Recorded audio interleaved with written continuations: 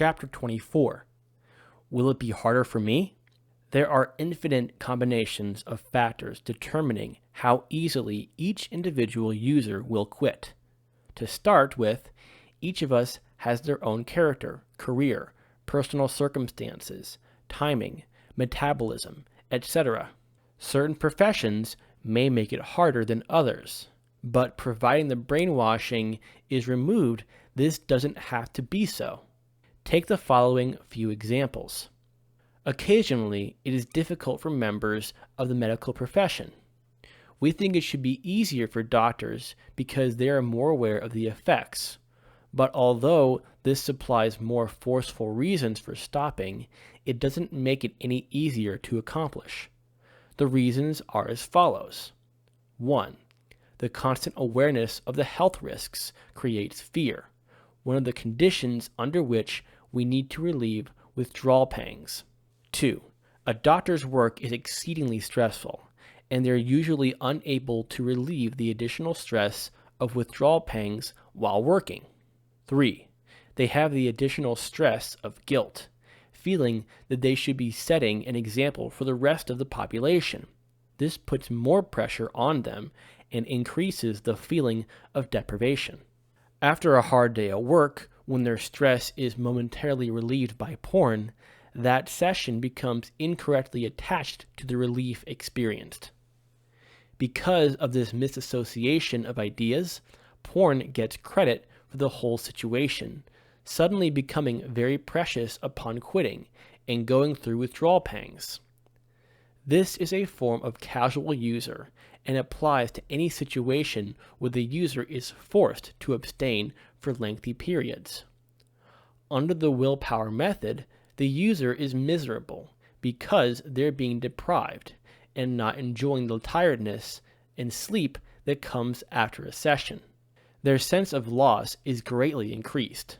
However, if you can first remove the brainwashing and moping regarding porn, the break and sleep can still be enjoyed even while the body is craving the amine transmitters, serotonin, norepinephrine, and dopamine. Another difficult situation is boredom, particularly when combined with periods of stress. Typical examples are students and single parents, work being stressful yet monotonous. During an attempt to stop on the willpower method, the single person has long periods in which to mope about their loss, which in turn increases feelings of depression. Again, this can be easily overcome if your frame of mind is correct. Don't worry that you're continually reminded that you have stopped porn. Use such moments to rejoice in the fact you're ridding yourself of the evil monster. If you have a positive frame of mind, these pangs will become moments of pleasure. Remember, any user, regardless of age, sex, intelligence, or profession, can find it easy and enjoyable to stop, provided you follow all the instructions. Primary reasons for failure. There are two primary reasons for failure. The first being the influence of external stimulus, a commercial, online news article, internet browsing, etc. They find themselves in a weak moment or become jealous when seeing intimacy in social scenarios. This topic has already been discussed at length.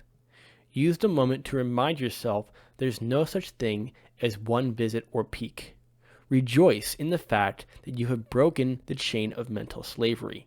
Remember that the user envies you, and you should feel pity for them, for they need it. The other reason is having a bad day.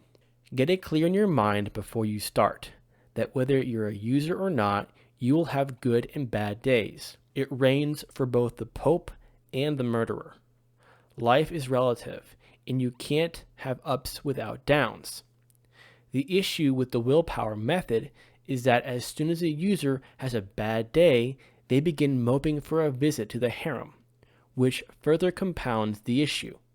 The non-user is better equipped to handle stresses and strains, not only physically, but mentally.